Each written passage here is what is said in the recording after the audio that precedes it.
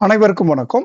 TNPSC group 2 ராட்சசன் test batch வந்து சர்வம் IAS academy சார்பாக டெய்லி டெஸ்ட் வந்து கொடுத்துக்கிட்டு இருக்கோம். ஈவினிங் 7 மணிக்கு இந்த டெஸ்ட் வந்து ரெகுலரா நடந்துகிட்டு இருக்குங்க. இது வந்து இந்த பகுதியில டெஸ்ட் நம்பர் 7 பத்தி நம்ம வந்து பார்க்க போறோம். அதாவது இந்த வீடியோவினுடைய டிஸ்கிரிப்ஷன் லிங்க்ல உங்க கொஷின் பேப்பரை டவுன்லோட் பண்ணிக்கலாம், ஆன்சர் கீயை நீங்க டவுன்லோட் பண்ணிக்கலாம். ஸோ இதுதான் வந்து பார்த்தோம் அப்படின்னா நம்ம வந்து கொஷின் இப்படிதான் கொடுத்துருக்குறோம். ஸோ நீங்க வந்து டவுன்லோட் பண்ணி உங்களுடைய ஆன்சர் கீயை வந்து நீங்க வந்து போட்டு பார்த்து செக் பண்ணிக்கலாம். இப்போ நம்ம இந்த வீடியோ பகுதியில் என்ன பார்க்க போறோம் அப்படின்னா வேகமா பார்க்கலாம். வேகமா இந்த கொஷின்ஸ் எல்லாமே அப்படியே ரீட் அவுட் பண்ணலாம். ஒன்லி நியர் மாதிரியும் நம்ம வந்து டிஸ்கஷன் எதுவும் அவ்வளோ பண்ணல. பட் வந்து இதை பார்க்குறவங்களுக்கு ஜஸ்ட் ஒரு வாட்டி நம்ம வந்து சொல்றப்போ ஒரு வாய்ஸ் ரெக்கார்டில் கேட்குறப்போ இல்லை யூடியூப்ல கேட்குறப்போ ரொம்ப யூஸ்ஃபுல்லாக இருக்கும். ஸோ அந்த நோக்கில் என்ன பண்ணலாம்னா ஒன்லி நியராக நம்ம வந்து வேகமாக ரீட் பண்ணுவோம். இன்னொரு பகுதியில் நம்ம வந்து டைம் கிடைக்கிற பட்சத்தில் வரும் வாரங்களில் நம்ம டீட்டெயிலாக ஒவ்வொரு ஆப்ஷன் வச்சு டிஸ்கஸ் பண்ணுறதுக்கான முயற்சிகளை நம்ம வந்து பண்ணலாம். ஸோ இப்போ நம்ம இந்த வீடியோவில் டெஸ்ட் நம்பர் 7ல என்ன பார்க்க போறோம் அப்படின்னா முகல் எம்பையர் வந்து கொடுத்துருப்போம் ஜிகே டெஸ்ட்ல. ஸோ இதை பத்தியான டீட்டெயிலாக நம்ம வந்து பார்க்க போறோம். அதாவது முகல் எம்பையர் பிளஸ் நம்ம வந்து ஐஎன்எம்ல இருக்கிற பகுதிகளை வந்து நம்ம வந்து டெஸ்ட்ல கொடுத்துருக்குறோம். ஸோ அதை வந்து நம்ம இப்போ வந்து வேகமாக பார்க்கலாம். பிளஸ் பஞ்சாயத்து ராஜ் பத்தி இருக்கு. ஸோ இப்போ வந்து நம்ம வந்து டெஸ்ட் கொஸ்டின் நம்பர் 1 வந்து முகல் எம்பையர் எந்த வருடத்தில் ஆரம்பிக்கப்பட்டது, நிறுவப்பட்டது? முகலாய சாம்ராஜ்யம் எங்க நிறுவப்பட்டது அப்படின்னா 1526. 1526. ஏன் 1526 அப்படின்னா அந்த வருடம் தான் பானிப்பட்டு போர் நடந்திருக்கும். ஸோ அதுதான் இங்க கொடுத்துருக்காங்க, வேற ஒண்ணுமே கிடையாது. 1526 அதுதான் ஆன்சர். சாம்ராஜ்யம் எப்போ நிறுவப்பட்டது அப்படின்னு பாக்குறோம். ஸோ அடுத்து ரெண்டாவது கொஸ்டின் பார்த்தோம் அப்படின்னா Mughal empire ruler death mark the beginning of decline of Mughal empire. அதாவது முன்னாடி நம்ம கொஸ்டின்ல என்ன கொடுத்துருந்தோம், எப்போ ஆரம்பிச்சதுன்னு கொடுத்துருந்தோம். எப்போ இது வீழ்ச்சி அடையுது, தொடக்கம் எப்போ ஆகுது அப்படின்னா அவுரங்கசீப் கடைசி பேரரசர் வந்து ரொம்ப அதிகமான நிலப்பரப்புகளை கட்டி காப்பாற்றிய அவுரங்கசீப்போட முடிஞ்சு போகுது அப்படின்னு சொல்லிட்டு நம்ம பார்க்கிறோம். அடுத்து நம்ம பார்க்கறது வந்து பார்த்தோம் அப்படின்னா which ruler was known for integrity Hindus Muslim into a unified nation. இந்துக்களையும் முஸ்லிம்களையும் ஒன்றுபட்ட தேசமாக ஒருங்கிணைத்த ஆட்சியாளர் அப்படின்னு பார்த்தோம் அப்படின்னா அக்பர் தான். முகலாய வம்சத்துல இருந்தால வந்து அக்பர் தான் சரியான விடை. அடுத்து வந்து Babur's memories are written in which languages அப்படின்னு பார்க்கிறோம். பாபரின் நினைவு குறிப்புகள் எந்த மொழியில் எழுதப்பட்டன என்பது வந்து பார்த்தோம் அப்படின்னா பாரசீக மற்றும் அரபு மொழியில் வந்து எழுதப்பட்டது அப்படின்னு தான் சரியான விடை. அடுத்து வந்து பாத்தீங்க அப்படின்னா why did Babur decided to invade India instead of continuing his rule in Samarkand? Samarkand நம்ம அந்த ஈராக் பகுதியிலிருந்து விட்டுட்டு ஏன் இந்தியாவுக்கு மீது வந்து படையெடுக்கிறாருன்ற ஒரு கேள்வி. இது 2-3 நிறைய காரணங்கள் இருக்கின்றன. அதுல இருந்து எல்லா காரணங்களும் சரியானது. Pressure from the Safavid and Uzbeks, abundance of gold and silver in India, influence from Timur fast conquest. அதாவது சாஃபாவித் அண்ட் உஸ்பெக்கினுடைய அழுத்தங்கள், ஏன்னா அவங்க வேற வேற பகுதிகளில் ஆளுன்னு இருக்கும்போது அவங்களுடைய அழுத்தங்கள் காரணமா வெளியேறதுக்கான வாய்ப்புகள் வந்தது. அங்க ஆன்ற ரூலர்ஸ் இந்தியாவில நிறைய தங்கம் இருக்கு, கோல்டு இருக்குன்னு சொல்லிட்டு ஒரு நம்பிக்கையின் பெயர்ல வரலான்னு ஒரு எண்ணம்.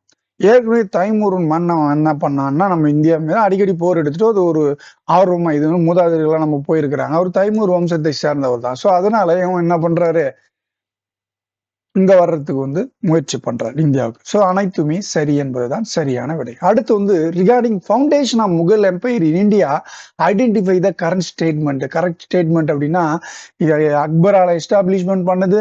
It began after the battle of Panipat. Babur was the founder of Mughal empire. So இதுல வந்து பார்த்தோம் அப்படின்னா 2-3 தான் சரி. இது வந்து பாபர் தான் வந்து கொண்டு வந்திருப்பாரு, அக்பர் வந்து தவறான ஸ்டேட்மெண்ட். இது ரெண்டுமே சரி. சி சரியான விடை. அடுத்து வந்து பார்த்தோம் அப்படின்னா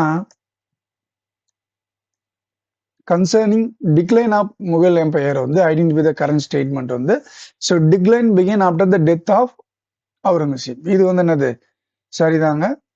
எம்பையர் ஃபார்மலி என்டர் பிரிட்டிஷ் கவுண்டே 1857 ஆண்டு பிறகு என்ன வந்து முகல் எம்பையனுடைய மொத்த இதுமே போயிடுது. ஏன்னா 2ஆம் பகதூர் ஷா வந்து ரங்கூனுக்கு நாடு கடத்தப்பட்டு விடுகிறார். அந்த கிளர்ச்சி மூலியமாக இந்த செப்பாய் கழகம் நடக்கும். அதன் மூலயமா என்ன பண்றாரு, அவர் வந்து வெளிநாட்டுக்கு வந்து என்ன பண்றாரு, நாடு கடத்தப்படுகிறார். அதோட முடிஞ்சது என்பது correct. Decline begin after death of Babur டெத்னா தவறானது அப்படின்னு சொல்லிட்டு நம்ம பார்க்கணும். ஸோ 1, 2 என்பது சரியான விடை. முகலாய பேரரசினுடைய வீழ்ச்சிக்கு காரணம் 1 மற்றும் 2 இதுதான் சரியான விடை. அடுத்து வந்து பாத்தீங்கன்னா identify the current statement about the Babur's military strength அப்படின்னு பாக்குறோம். Primarily relied on numerical superiority, அதிகப்படியான எண்ணிக்கை இருந்தது அப்படின்னு பார்க்கும். ஆர்டிலரி யூஸ் பண்றாரு பேட்டல்ல, சைக்காலஜிக்கல் வார்ஃபேர் கொடுக்குறாரு அப்படின்ற மாதிரி ஒரு கான்செப்ட். ஆனா வந்து இந்த சைக்காலஜிக்கல் வார்ஃபேர்ல அதெல்லாம் கிடையாது. நியூமரிக்கல் கெப்பாசிட்டி வந்து இப்ராஹிம் லோடிக்கு தான் அதிகமா இருந்திருக்கும். 1526 நடைபெற்ற பானிபட் போர்ல வந்து என்னது, பானிபட்டு போர் தான் வந்து பாபர் வந்து இந்தியாவுக்குள்ள வரார். அதை வந்து நியூமெரிக்கல் ஸ்ட்ரென்த் வந்து யாருக்கு அதிகமா இருக்குன்னா இப்ராஹிம் லோடி கிட்ட தான் அதிகமா இருக்கு. இவர் வந்து ஆர்டிலரி யூஸ் பண்றாரு, டேங்க் எல்லாம் யூஸ் பண்ணி, பீரங்கிகளை யூஸ் பண்ணி வெற்றி பெறுகிறார் என்பது பி மட்டும்தான் சரியான விடை. அடுத்து வந்து பார்த்தோம் அப்படின்னா Babur conquested in India identify the current statement. So defeated forces of Daulat Khan Lodi, அது என்னது தவறு. இதான் இப்ராஹிம் லோடி செகண்ட் இருக்குல்ல, அது வந்து சரி. எஸ்டாப்ளிஷ்டு கேபிட்டல் லாகூர் அப்படின்னு சொல்லிட்டு நம்ம பார்க்கிறோம். இதுல வந்து ஸ்டேட்மெண்ட் வந்து ஏ தான் கரெக்ட். வந்து பாத்தீங்க அப்படின்னா 2, 3 ரைடு. ஏ வந்து சரியான விடை. ஆன்சர் வந்து பார்த்தோம் அப்படின்னா 2, 3 தான் வந்து சரியான விடை அப்படின்னு சொல்லிட்டு நம்ம பார்க்குறோம். ஸோ அடுத்து வந்து பாத்தீங்க அப்படின்னா identify the correct statement regarding the cultural impact of Mughal empire அப்படின்னும் போது முகல் எம்பையருக்கு சென்ட்ரலைஸ்டு அட்மினிஸ்ட்ரேஷன் வந்து கொண்டு வராங்க. அடுத்து வந்து Akbar integrated Hindu Muslim unified nation கொண்டு வராரு. No impact of Indian architecture என்பது தவறு. அது நிறைய ஆர்கிடெக்சர் எல்லாம் வந்து கொண்டு வராங்க. ஸோ இது ரெண்டுமே வந்து 1, 2 சரியானது விடை அப்படின்னு சொல்லிட்டு நம்ம பார்க்குறோம். முகல் எம்பையனுடைய அட்மினிஸ்ட்ரேஷன் வந்து மைய நிர்வாகத்தை கொண்டிருந்தது. சரி, இந்து முஸ்லீம்களுடைய ஒருங்கிணைக்கிறதுக்கு வந்து தேசமாக உருவாக்கினார் அப்படின்னு சொல்லிட்டு பார்க்கணும். அதுவும் சரியானதுதான் பார்க்கிறோம். கட்டடக்கலையில் எந்த விதமான தாக்கம் ஏற்படுத்தவில்லை என்பது தவறானது. தாக்கத்தை ஏற்படுத்தியது அப்படின்னு சொல்லிட்டு நம்ம பார்க்கிறோம். ஸோ அடுத்து வந்து பார்த்தீங்கன்னா யுமாயூன் கன்ஸ்ட்ரக்ட் என்ன பண்றார், தீன் பானா என்பது வந்து பாத்தீங்க அப்படின்னா கன்ஸ்ட்ரக்ட் பண்றார் டெல்லியில. சரியான 11 வந்து தீன் பானா. அடுத்து வந்து பாத்தீங்கன்னா who annexed Rajasthan provide the refuge to anti Mughal element, அதாவது ராஜஸ்தானை இணைத்து முகலாய எதிர்ப்பாளருக்கு அகலாயம் கொடுத்தவர் வந்து பகதூர் ஷா. ஸோ வந்து பகதூர் ஷா என்பது சரியான விடை. அடுத்து வந்து பாத்தீங்கன்னா Humayun leave in control of Gujarat and Malwa, Askari என்பது வந்து விட்டுட்டு அவங்க கண்ட்ரோல் வந்து யுமாயூன் லீவ் ஆகுறாரு அப்படின்னு சொல்லிட்டு நம்ம பாக்குறோம். அடுத்து வந்து where did Akbar build a new city after Agra அப்படின்னு பார்த்தோன்னா ஃபதேபூர் சிக்ரி வந்து கன்ஸ்ட்ரக்ட் பண்றாரு. ஆக்ராவுக்கு பிறகு அக்பர் புதிய நகரத்தை எந்த நகரத்தை நிர்மாணித்தார்னா ஃபதேபூர் சிக்ரி. அப்புறம் வந்து புலந்தர் தர்வாசா, அதாவது புலந்த் தர்வாசா என்றால் என்ன அப்படின்னா அது ஒரு கேட், அது வந்து வாயில் அப்படின்னு சொல்லிட்டு நம்ம பார்க்கிறோம்.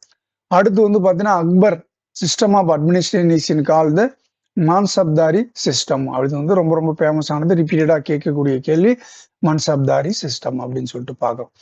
What was the primary aim of Akbar religious policy அப்படின்னா கல்ச்சுரல் எமோஷனல் இன்டகிரேஷன் தான், கலாச்சார உணர்ச்சி ஒருங்கிணைப்பு அப்படின்னு சொல்லிட்டு நம்ம பார்க்கிறோம். எல்லாத்தையும் ஒருங்கிணைக்கிறார்.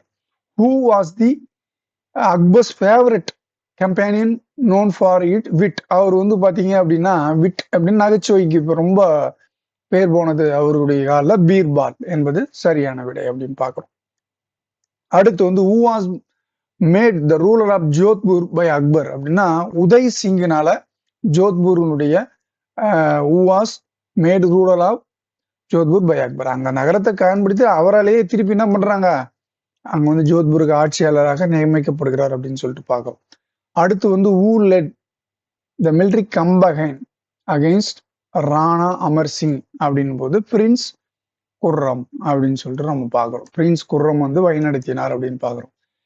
இன் what year did Ahmednagar declare independence after the Malik Ambar அப்படின்னு சொல்லிட்டு பார்த்தோம்னா 1608, 1608. Who was the Persian king that retook the Gandhar kingdom Mughals? So யார் வந்து ஷா அப்பாஸ்ன்ற ஒரு என்ன பண்றாரு, கந்தகாரை வந்து பெர்ஷியன் அவரு.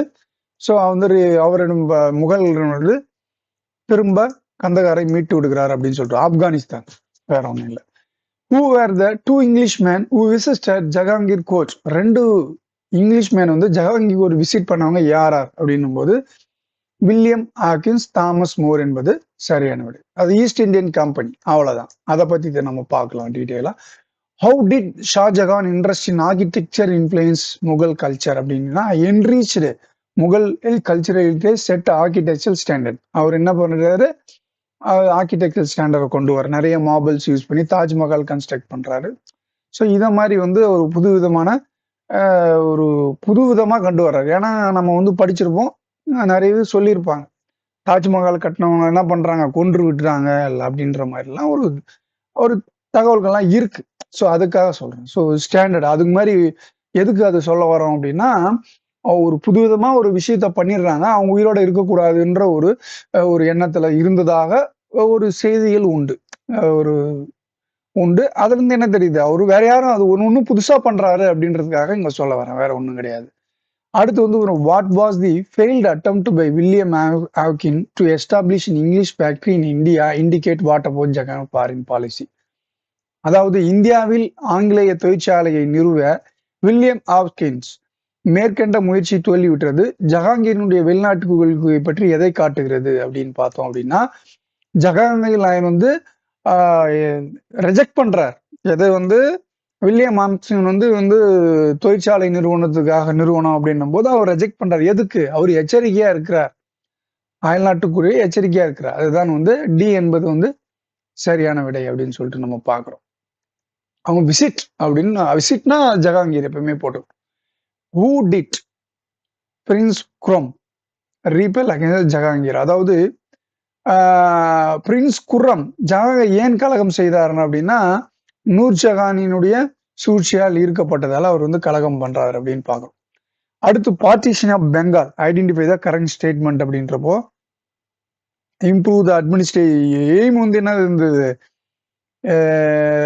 Partition of improve efficiency. இது வந்து சரியானு சொல்லலாம். பிரிட்டிஷ்கார விஷயத்துல வந்து சரி, சப்போர்ட்டட் பை காங்கிரஸ் தவறு. Divided internet to create Hindu Muslim divide என்பதுதான் வந்து பாத்தீங்க அப்படின்னா சரியானது அப்படின்னு பாக்குறோம். இது கொடுத்திருந்தா 1 2 சம்டைம் வந்து 1 2ன்னு கொடுத்திருந்தா 1 and 2ன்னு கொடுத்திருந்தா ரெண்டுமே சரியா இருந்திருக்கும். இங்க வந்து பார்த்தோம் அப்படின்னா 2 மட்டும் 1 மட்டும் 1 3 1 2 3ன்றப்போ நம்ம வந்து இங்க வந்து 2 தான் தேர்ந்தெடுக்கணும். பங்க பிரிவினைக்கான சரியான கூற்று அப்படின்னு. அடுத்து வந்து role of lord Curzon, identify the current statement அப்படின்னா, he was appointed by the Viceroy of India in 1899 அப்படின்னு பாக்குறோம். He supported the idea of local self-government, imported the repressive measure to control the national movement. இது வந்து பாத்தீங்க அப்படின்னா மிக கடுமையாக இந்த அப்பாயின்மெண்ட் பண்ற வருடம் வந்து கரெக்ட் 1899. அவர் கடுமையான நடவடிக்கைகள் எடுக்கிறார் என்பது சரியான விடை. சப்போர்ட் த லோக்கல் கவர்மெண்ட்லாம் கிடையாது, சென்ட்ரல் அட்மினிஸ்ட்ரேஷன் மொத்த கண்ட்ரோல் அவர் கொண்டு வரணும்னு நினைக்கிறார், அதுதான் வேற தவறான விடை. ஸோ 1 3 தான் சரியானது. ஆன்டி பார்ட்டிஷன் மூவ்மெண்ட் அப்படின்றது வந்து பார்த்தோம் அப்படின்னா, இது வந்து போத் எக்ஸ்ட்ரீமிட் மாடுலேட்டர் இன்வால்வ் ஆகிறாங்க அப்படின்னு சொல்லிட்டு பார்க்குறோம். பெங்கால் ஆன்டி பார்ட்டிஷனா பெங்கால், வேற ஒன்றும் இல்லை. அடுத்து வந்து போக்கஸ் சேஞ்சிங் பப்ளிக் ஒப்பீனியன் இன் இங்கிலாந்து, அதை முயற்சி பண்ணாங்க. சக்சஸ்ஃபுல் இன் அனுலிங் த பார்ட்டி, திரும்ப ரத்து செய்வதில் வெற்றி பெற்றதுன்னா வந்து இப்ப வெற்றி பெறல, அது வந்து அந்த டைம்ல வெற்றி பெறல, ஒரு 5 வருடங்களுக்கு நீடித்தது. அதுக்கப்புறம் தான் என்ன பண்ணுவாங்க, 11களில் அதை ஆனல்மெண்ட் பண்ணி கொண்டு வருவாங்க, ரத்து செய்து விடுவார்கள் அப்படின்னு சொல்லிட்டு பார்க்கணும். ஸோ 1 2 என்பது சரியான விடை அப்படின்னு பார்க்குறோம். அடுத்து வந்து அசஷன் ரீசனிங்ல ரொம்ப முக்கியமான கேள்வி இது. அதாவது moderate leader were in favour of utilising swadeshi movement to start a full fledged passive resistant அப்படின்றாங்க. The agenda of Swadeshi movement was restricted to securing an annulment of the partition of Bengal. அதாவது நம்ம தமிழ்ல பார்க்கலாம், மிதவாத தலைவர்கள் சுதேசி இயக்கத்தை பயன்படுத்தி ஒரு முழுமையான சர்வாதிகார எதிர்ப்பை தொடங்குவதற்கு ஆதரவாக இருந்தார்கள் அப்படின்னு சொல்லிட்டு நம்ம பார்க்கிறோம். மிதவாத தலைவர்கள் சுதேசி இயக்கத்தினுடைய நிகழ்ச்சி நிரல் வங்காள பிரிவினை ரத்து செய்வதோடு நின்றுவிட்டது அப்படி என்பதுதான். சுதேசி இயக்கத்தின் நிகழ்ச்சி நிரல் வங்கப்பிரி ரத்து செய்வதுன்னு நின்று விட்டது. அதாம்மா, அது வந்து பாத்தீங்க அப்படின்னா அததான் ரொம்ப தீவிரமா இருந்தது அப்படி. முதல் ஸ்டேட்மெண்ட் வந்து தவறானதுங்க. அவங்க வந்து மிதவாத தலைவர், சுதேசி மிதவாத தலைவர்கள் அவங்கலாம் கிடையாது. எக்ஸ்ட்ரீமிட் தீவிரவாதிகள் தான் வந்து என்ன பண்ணுவாங்க, அது முழுமையான சர்வாதிகார எதிர்ப்பு தொடங்குவதற்கு ஒரு ஆதரவாக இருந்தார். அந்த ஸ்டேட்மெண்ட் மாத்திக்கணும். இங்க வந்து பாத்தீங்க அப்படின்னா, முதல் ஸ்டேட்மெண்ட் தவிர 2வது ஸ்டேட்மெண்ட் வந்து சரியானது அப்படின்னு சொல்லிட்டு நம்ம பார்க்கிறோம்.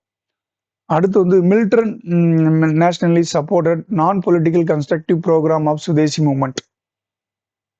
அடுத்து வந்து பாத்தீங்க அப்படின்னா, சுதேசி இயக்கத்தில் அரசியல் சாராத ஆக்கப்பூர்வ திட்டங்களை தீவிர தேசியவாதிகள் ஆதரித்தனர். அரசியல் சார்ந்துதான் வேணும்ன்றாங்க. அது தவறானது அப்படின்னு பாக்குறோம். Militant nationalists ridiculed the idea of self-help were more focused, relentless, or boycotting the foreign aid. அதாவது என்ன சொல்றாங்கன்னா, தீவிரவாதிகள் சுய உதவி என்ற கருத்தை கேலி செய்தனர். மேலும் அந்நிய பொருட்களை இடைவிடாது புறக்கணிப்பதில் அதிக கவனம் செலுத்தினர். சரியானது. ஸோ இதுதான் வந்து டி. ஏ தவறு, அதாவது 6 வந்து சரியானது அப்படின்னு காரணம் வந்து தவறு, கூற்று வந்து சரி அப்படின்னு சொல்லிட்டு நம்ம பார்க்கோம். அடுத்து வந்து பார்த்தோம் அப்படின்னா, the British government used a repressive measure to undermine the idea of local self government in Bengal. So வந்து லார்டு கர்சன் வந்து ரொம்ப என்ன பண்றாரு, என்கேஜ் நேஷனல் இன்டெலிஜென்ஸா would resolve the problem famine and flag. அவர் வந்து இந்த வேலைகள்லாம் ஈடுபடலைங்க, அதுக்கு முன்னாடி இருந்தவங்க தான். ஸோ வந்து இது வந்து சரியானது. பிரிட்டிஷ் கவர்மெண்ட் வந்து ரொம்ப ஸ்ட்ரிக்டான ரூல்ஸ் அண்ட் ரெகுலேஷன்லாம் லோக்கல் கவர்மெண்ட்டை வந்து பலவீனப்படுத்தி அடக்குமுறையை கையாண்டது அப்படின்னு சொல்லிட்டு நம்ம பார்க்கிறோம். ஓகே,